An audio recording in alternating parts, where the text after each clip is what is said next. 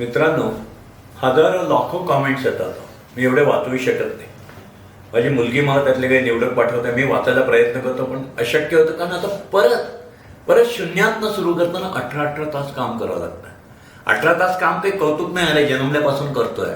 त्यामुळे कोणीतरी मला असं म्हणलं तर मला 76व्या वर्षी 18, अरे 76व्या वर्षी 18 तास काय 24 तास पण माणूस काम करू शकतो. कामाला कधी कोणी कंटाळा करू शकत नाही. आणि ते करताना मला प्रत्येकाशी कॉन्टॅक्ट करायला जड जात आहे. खूप मित्र म्हणतात, सर आम्हाला फोनवर भेटायचं आहे, फोन तरी करा. आता सगळ्यांना मी फोन, त्यातनं मी काय करतो, एखाद दुसरा फोन करत नाही असं नाही आहे, पण प्रत्येकाला फोन करणं अशक्य होतं. आणि मला भीती काय वाटते, एवढं तुम्ही माझ्यावर प्रेम करणारे मित्र एकत्र आलात, मला परत उमेद देतात, परत उभं राहायची ताकद देतात. तुम्ही माझ्या हातातून निष्ठू नये.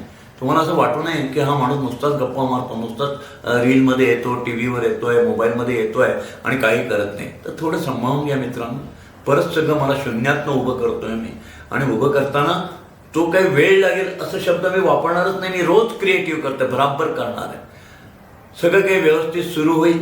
सगळ्यांचं जे काही दुःख आहे ते दूर करायचा प्रयत्न करेल मी. आणि मग फोन करत नाही म्हणून गैरसमज करू नका. कोणाला मला भेटायला येत आहे, थांबा थोडे दिवस मित्रांनो.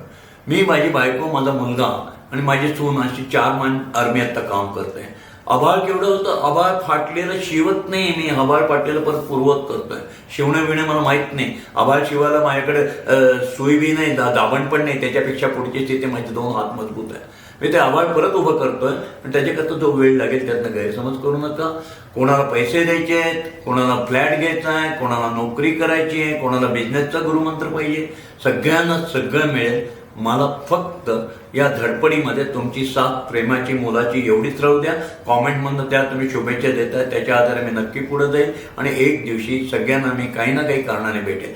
रस्त्यात कुठेही दिसलो, भेटलो तर आठवणीने आज ते रोज देतात. मी रस्त्याने जाताना, कुठेही जाताना लोक पुढे येतात, मित्र पुढे येतात आणि सांगतात, सर तुम्ही आम्हाला घडवलं, सर तुम्ही आमच्या आयुष्याचे शिल्पकार आहात. खूप काही सांगतात. मी कधी वेळ घालवत नाही, लगेच थांबतो, भेटतो. मी कधी कोणाला टाळत नाही. माणसं कधीच टाळायची नसतात. तीच तर आपली जमा असते, तीच तर आपली बेरीज असते.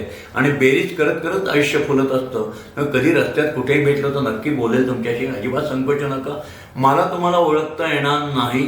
कसं मी जाऊ तुमच्याकडे दिसल्याने मुलाकडे, अरे तू माझा फॅन आहेस का, तू माझा मित्र आहेस का, नाही करतायत. पण तुम्ही माझ्याकडे येऊ शकता, गुरु म्हणून नाही, मित्र म्हणून या. मित्राला वय नसतं, मैत्रीला वय नसतं. 18 वर्षाचा मुलगा असू दे, नाही तर 3 वर्षाचा मुलगा असू दे. आज मला सगळ्यात जास्त मित्र कोण आहेत लाडके माहिती आहे? छोटी छोटी मुलं. भयंकर प्रेम करतात छोटी छोटी मुलं माझ्या. माझी त्यांची गट्टी आणि दोस्ती फार मस्त जमते. त्यामुळे वयाचं बंधन नसलेली मैत्री. कधी रस्त्यात दिसला, भेटला, बोला. जमेल तेव्हा फोन करेल, जमेल तेव्हा भेटायचे योग्य तेव्हा नक्की भेटेल. फक्त गैरसमज करू नये म्हणून हात जोडून ही तुम्हाला प्रेमाची विनंती. घरासाठी काडी काडी जमवतात माणसं, टुमदार स्वप्नात रंगतात माणसं, छान छान घरात राहतात माणसं. जेव्हा भेटतात घराला घरपण देणारी माणसं, घराला घरपण देणारी माणसं. DSK, घराला घरपण देणारी माणसं.